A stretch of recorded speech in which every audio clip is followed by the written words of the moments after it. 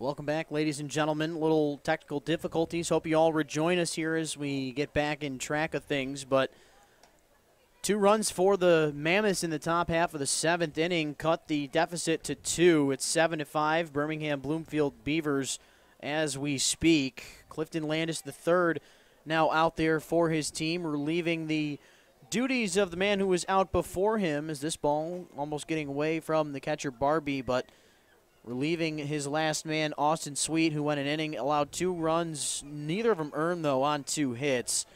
As Clifton Landis III making relief roll number 18 on the year, but it starts off on the wrong side of the bed, if you will, as leading off with a 4-pitch walk is Braxton Morris, one of the guys who hasn't really played all that much for the Beavers, but you'll take a leadoff walk to begin this home half of the 7th inning, already out in front by 2 runs, looking to add on in this situation.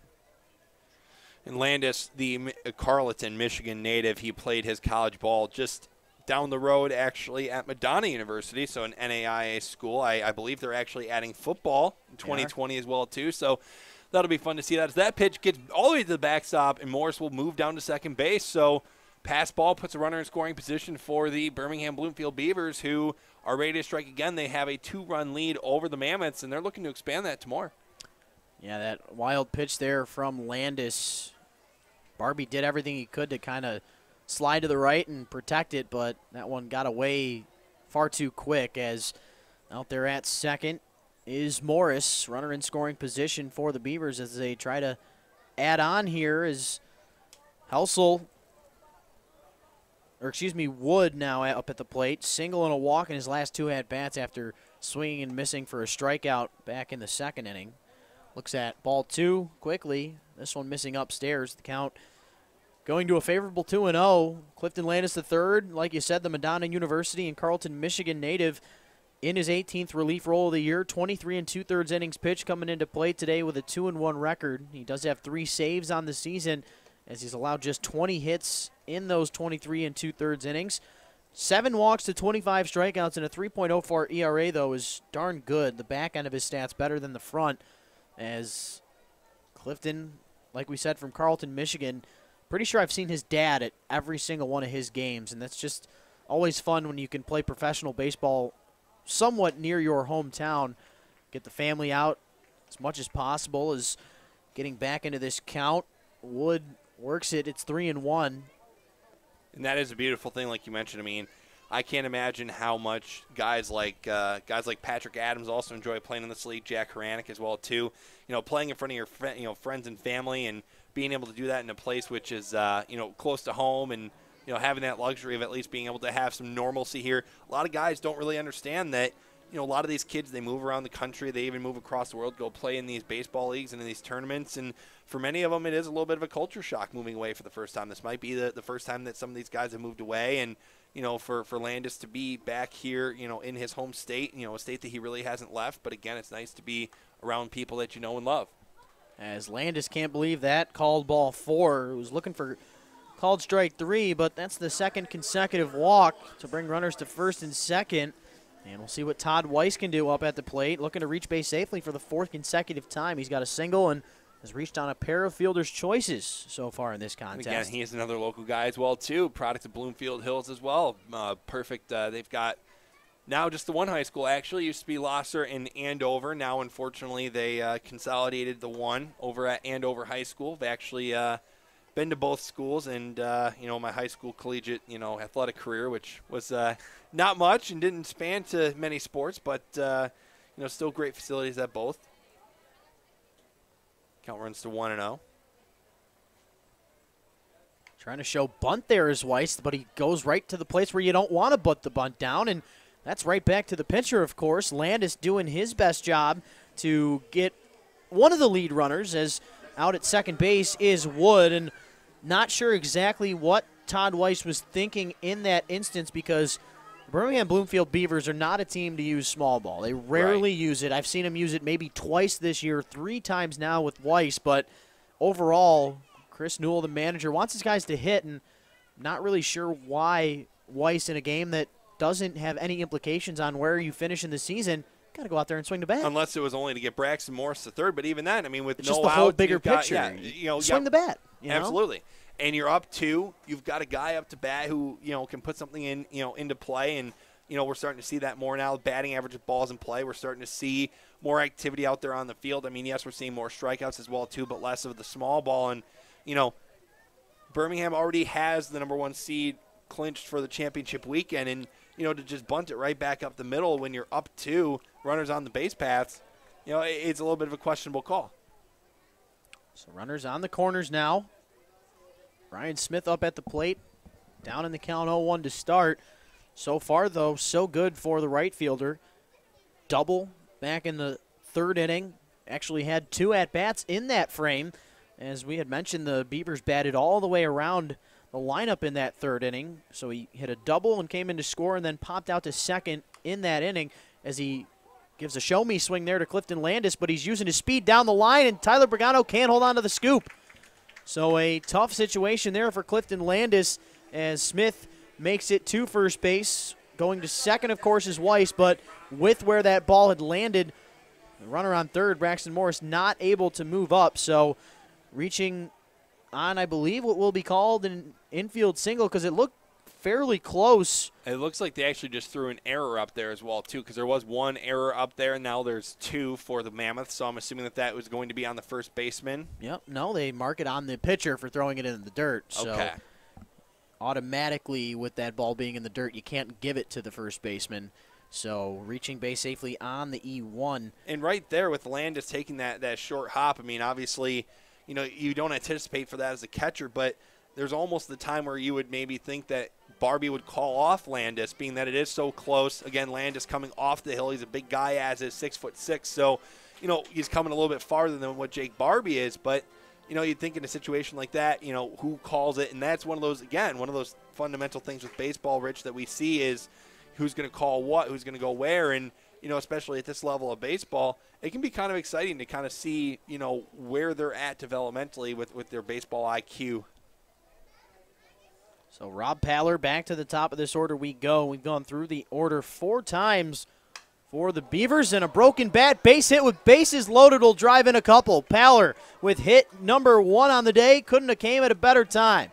Sliding in safely to third is Ryan Smith. A pair of runs come in to score, and the Beavers add on to their lead. It's now 9-5. And just a nice little piece of hitting right there by Rob Paller. Clearly he saw something that Landis must have been throwing from that previous at-bat that he liked and roped that thing to right field and lost about, you know, 70% of the chunk of that bat for so clearly he's going to have to get a new piece of wood next at bat. But nice little piece of hitting right there by Paller. I mean, like I said, must have saw something in the first at bat from saw something in that previous at bat that he liked, and he saw it and drove in 2, and now the lead's up to 4. So Morris and Weiss come in to score. Paller's now on first, Smith now at third, and Nick Campana standing in for the 3rd time today. He came in to fill in for Brandon Raw back in that end of the 3rd inning. Campana, since he's entered this game, he's got a double, a walk, and a run, or excuse me, a single, a walk, and a run scored as he swings and misses at the second pitch of the at-bat. Evens this count up at 1-1. Campana, like we said, coming to us from Hartford University, same school as TJ Ward, who was entered into the game by Gauthier, the man who looms on deck. Hoping that he is physically all right, as we're not sure why he was taken out of this game. And Pickerington, Ohio native Tyler Pagano making the catch with ease, backtracking and making the catch to retire Campana for out number 2. Big time out there for Clifton Landis in a world of trouble. And he's given up a lot of soft contact in some of those at-bats. But again, the at-bat that Paller was on base, or not Paller, sorry, when Ryan Smith was on base as well, too, elicited some soft contact.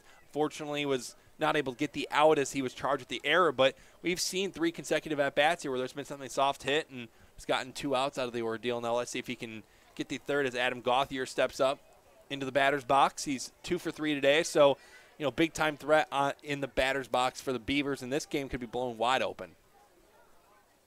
Mammoths with 2 runs in the top of the 7th, but Beavers coming right back to get 2 of their own. Clifton Landis throwing a strike into Gauthier for called strike 1. Gauthier, since entering the game in the 3rd for TJ Ward, he's got an RBI single and a run scored in the 2nd, grounded out into a 5-4-3 double play to end the 4th, but then also had another RBI single back in the 6th inning, trying to get possibly his 3rd RBI single of the day if he can put a ball in play with 2 outs as he's down in the count 1-2 against Clifton Landis, who is desperately trying to get out of this inning without any more damage done. This is the 7th batter of the frame for the Beavers up at the plate. Righty Landis, the slider missing high at 82 miles an hour, evens this count up at 2-2.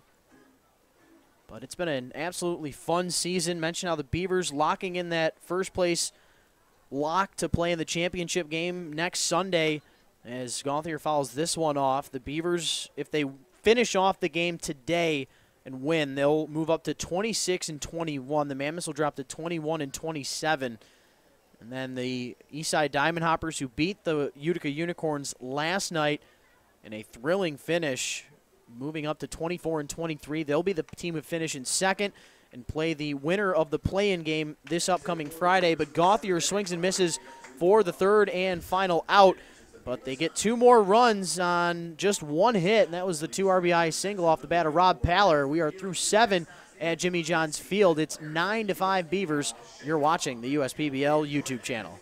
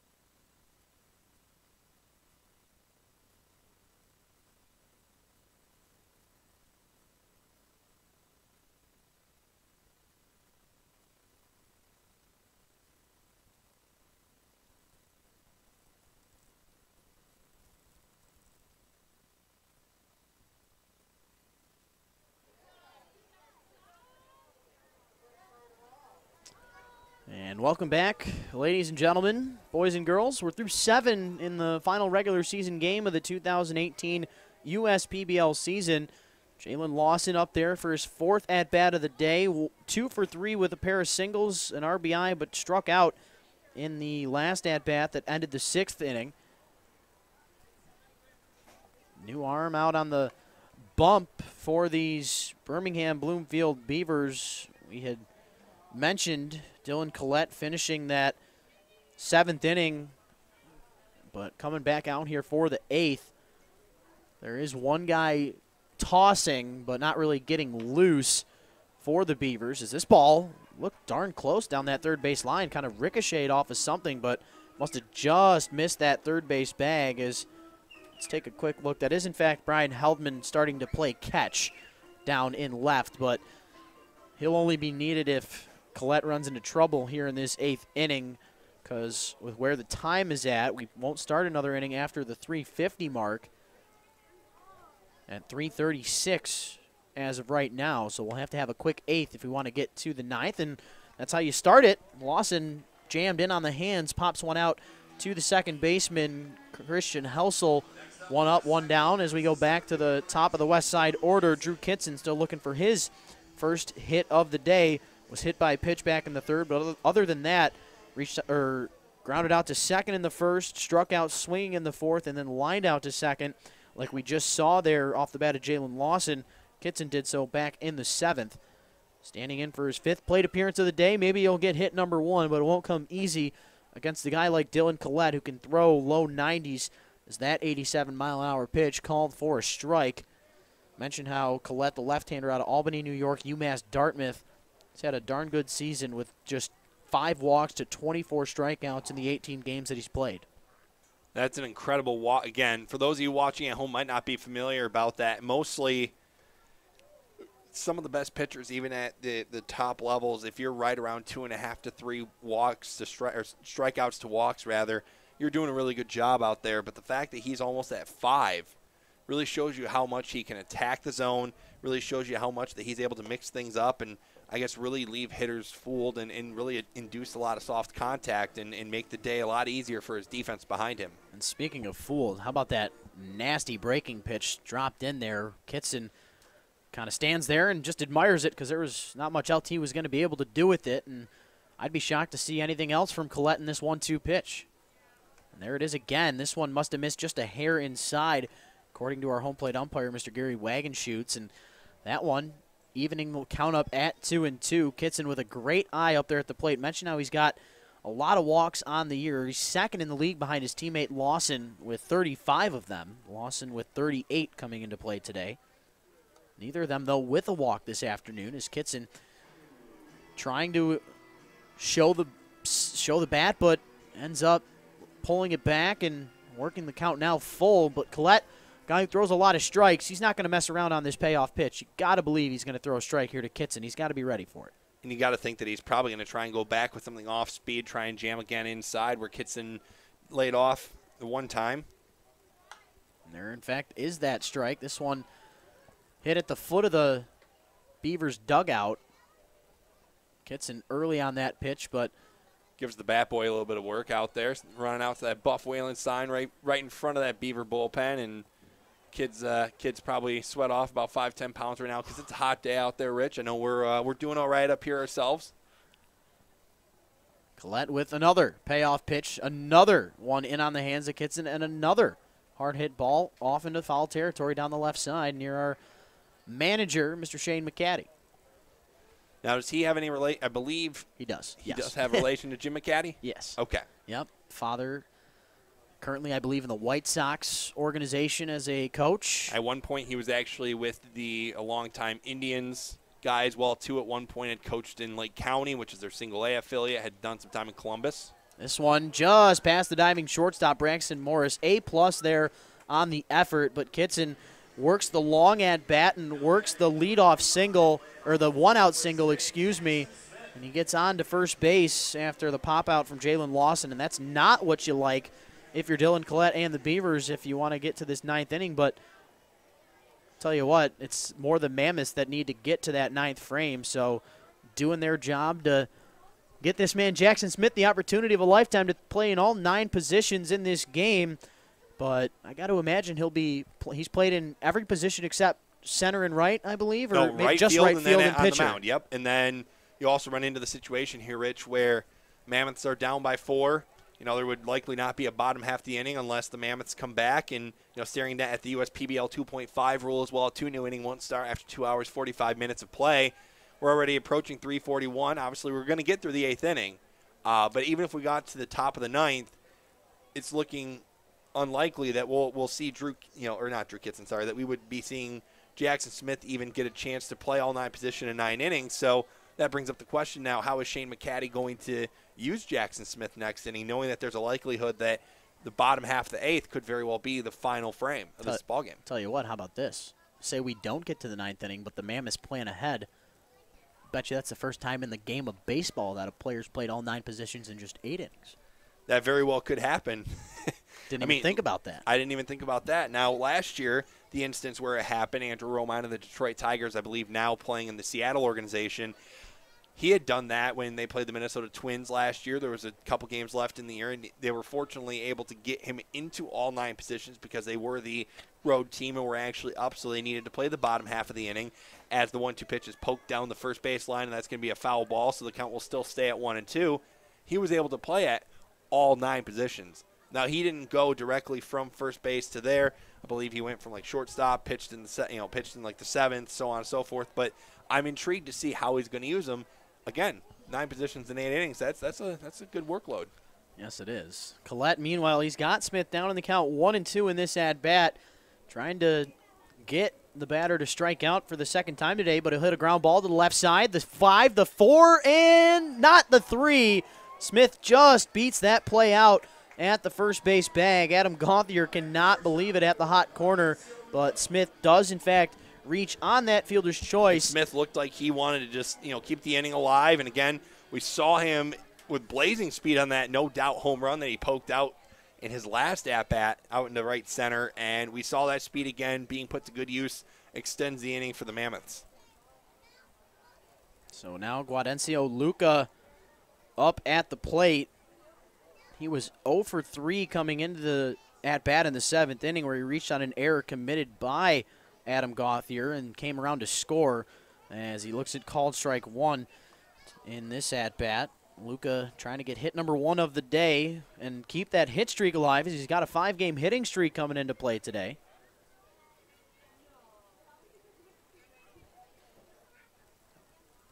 Collette, the left-hander, trying to get out of this 8th inning, as this one missing high and in as the count evens up at 1-1. But yes, Garrett, we got to pay attention to that precious time clock, as it's looking closer and closer as if we're not going to be able to get to the 9th.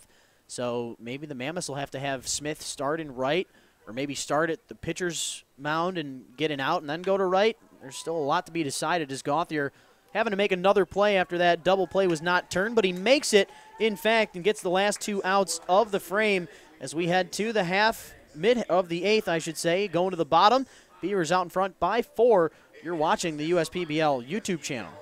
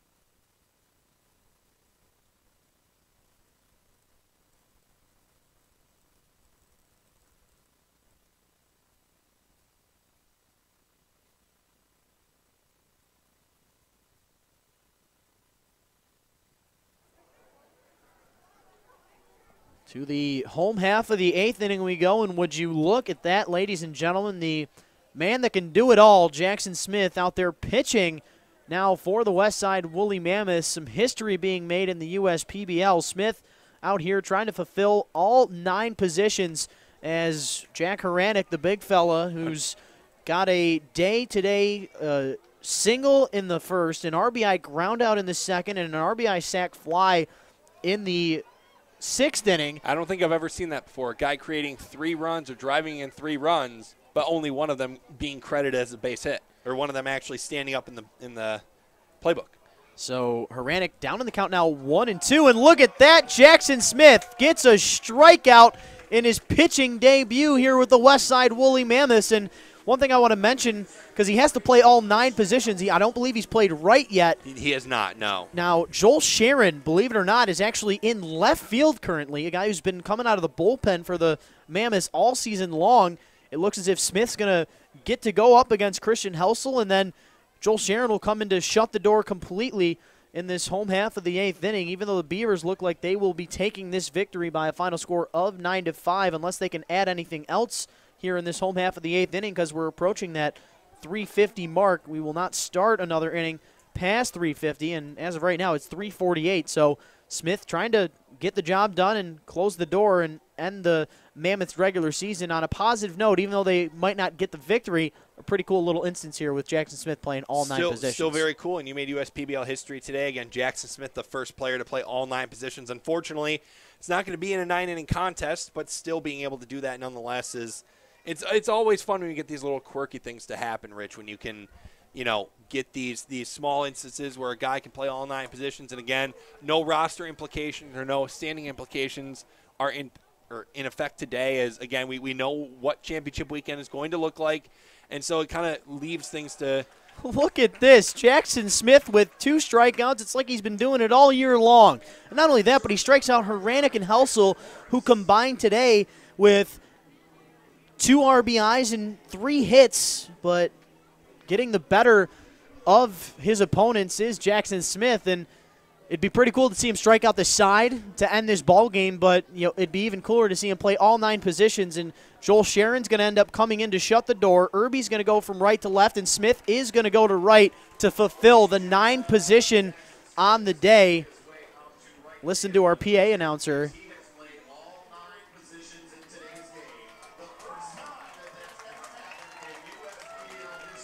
So there you hear it from our public address announcer, a great friend of mine, Mr. John Grabb. Jackson Smith fulfilling the unique scenario of playing all 9 positions in this great game of baseball. And I'm going to do a little fact-checking here and see how many times that's actually happened in Major League Baseball. I think it's only been about 6 or 7 times that that's actually happened. And, again, we see the trend now, Rich, where – even in a Major League Baseball and in affiliate-level baseball, we see pitchers, we see position players pitching, in blowout games or games where maybe they're slow with the bullpen or things like that, or, they've gone through the bullpens quite a bit that we've seen that. But, I mean, you never see very many times or instances where a guy can play all 9 positions. You'd prefer for it to be in 9 innings, but obviously today with the USPBL 2.5 rule, with the Mammoths already being down by 4 and unfortunately not being able to carry this into the 9th inning because the game wouldn't reach a 9th inning, assuming that the Beavers would still hold on to the lead, not going to be able to really work, I guess, in their favor, but it is still rare nonetheless, especially to see a position player pitching on the mound. Let's talk about just how rare this is. You were right on cue there, Garrett. So when Andrew Romine completed it back in September of 2017, Romine joined Bert Campaneris. Okay. Cesar Tovar, Scott Sheldon, and then, of course, former Tiger Shane Halter as the only players to play all 9 defensive positions in a single game. So Romine was the 5th player in MLB history to play all 9 defensive positions in one game. The last was, of course, Shane Halter back in 2000. Wow. So 17-year difference that had happened, and we're seeing it evident here today. Great history in the USPBL. Just another great thing about this league, adding on to this tremendous season.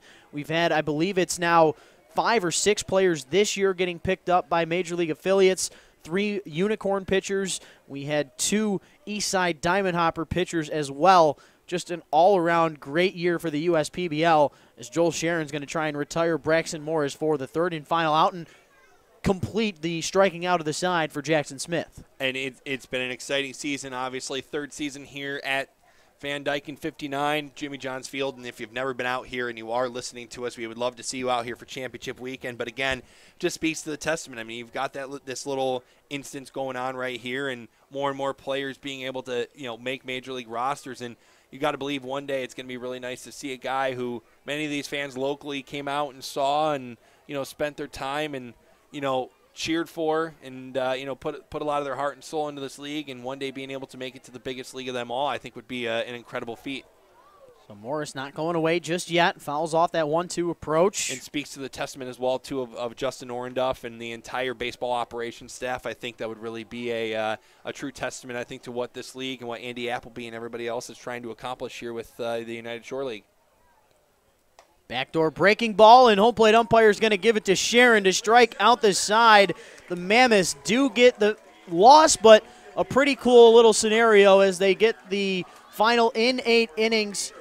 The Beavers do win, though, by a final score of 9-5. Jackson Smith playing all 9 positions in the final regular season game of the 2018 USPBL season. So as the 2018 USPBL season comes to a close, the standings finals as this.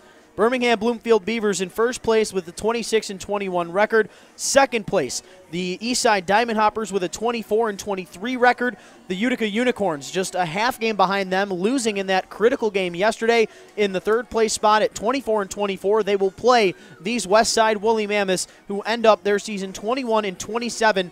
They lose their 4th straight, but for Shane McCaddy and his team, they'll hope that they'll end up playing a little bit better in that game on Friday against the Utica Unicorns, but they'll have some time to think about it, some time to prep mentally and strategically. But, Garrett, let's hear your final thoughts before we head down to Matt Derry out on the field with Jackson Smith. I think it was a very fun game to watch. Again, the Beavers put up a 5 spot at one point. You kind of figured that this game was going to be a little bit of a shorter game that was going to go on, but I liked the resilience of the Woolly Mammoths. They were able to get some contributions. Jackson Smith, obviously, not only playing all 9 positions in the field, but also having a solo shot that was a no-doubter out to right field. I mean, that was, at least probably a good 10 feet up in the lawn out in right center field. So that was pretty fun as well, too. And I like the resiliency of the Woolly Mammoths heading into the play-in game on Friday for championship weekend.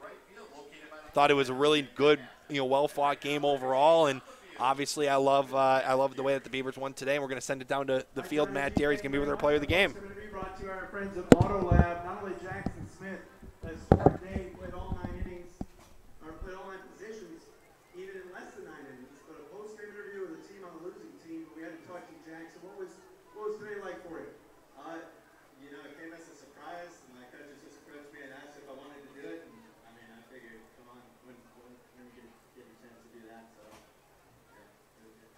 Tell me about what position maybe was the most difficult for you. Well, infield's tough. I haven't played infield in a long time, like second through third base, and I made a play, so I'll take it. Now, you're obviously a catcher by trade. You played a little bit in the outfield, but the guys were returning double plays for you too. But we're just an infield just to get you ready. Yeah, it was good. I appreciate the help the teammates gave. They were really cool about it. So yeah, it was fun. Got to ask you about the last inning. You strike out 2 guys, 2 pretty good hitters in Jack and Christian Elsa with some 86-mile-per-hour gas. I wouldn't call it gas, but I'd call it lucky. Yeah, I'll take it. How much fun was today? It was a lot of fun. It was a blast. All right, Jackson, congratulations. Thank you so much. Give him a hand, everybody. Jackson Smith, history made today. All 9 positions in less than 9 innings. His Mammoths team loses. They'll be playing on Friday night on day 1 of our playoffs. That's our post-game interview brought to you by Auto Lab. And Jackson Smith is our Detroit News player of the game. Well, there you have it. Matt Derry down with Jackson Smith. History being made for the USPBL, first player to play in all 9 positions, and it took just 8 innings. But in the end, the Birmingham Bloomfield Beavers out in front by a final score of 9-5. They get their 27th victory on the year and will not play another sanctioned game until the championship Sunday on September the 9th. But on Friday, it'll be the Utica Unicorns and Westside Woolly Mammoths playing in the play-in game. The winner of that game will go on to play the Eastside Diamond Hoppers on Saturday in the semifinals, and then whoever's left between those 3 teams will take on the Birmingham Bloomfield Beavers in Championship Sunday a week from today. Garrett, your final thoughts? I thought overall the competition the last week or so that I've actually been able to, be up here with you, call a few games has been incredible. I think, championship weekend should set up to be something that I think will be a lot of fun. There could be a lot of interesting things that happen. Again, I know that the Beavers already clinched the 1 seed, but overall I think this league this year is so tight and so close that I really could see any of these 4 teams winning it, especially if Ethan Whisker, again, he wasn't playing today. It was an off day from Shane McCaddy. Just kind of gave him the day to, do his thing. If Ethan Whisker's hitting right, Drew Kitson, gets back at the plate. Jalen Wilson, starts swinging the bat really well for that team as well, too. I think there could be a lot of good things for the Woolly Mammoths moving in. Obviously, the Diamond Hoppers and the Unicorns have obviously the best bullpen in the USPBL with Gio Abreu, Chris Dula, and Mike Shimonico. So really anything can happen, and I think today was just a testament of the entire season. A lot of gritty at-bats and a lot of guys trying to fight things off and, go for the – I guess the end goal, which is to try and play, at the next level one day. So I really enjoyed today. I really enjoyed you guys having me on, and hopefully I can get back here for championship weekend at some point and continue the madness. So believe it or not, all 4 teams finishing in the exact same position at the end of the regular season that they did last year. Okay. Westside Woolly Mammoths, who finished in last place last season, ended up beating the Utica Unicorns in the play-in game. Went on to play the Eastside Diamond Hoppers in the semis, took care of them, and then eventually lost to the Birmingham Bloomfield Beavers in the championship. So it can happen for the Mammoths. They know that they have the potential to do that. The question is, how much pitching would they have left on Championship Sunday if they were able to win the 2 games against the Unicorns and the Hoppers? A lot of fun baseball we've had this season. A lot more fun to come next weekend as the playoffs will begin on Friday. It'll be the Westside Woolly Mammoths and the Utica Unicorns in action. But for my broadcasting partner today, Mr. Garrett Kaloje, my name's Rich Borland. For all you tuning in and staying with us throughout, you stay classy, Utica.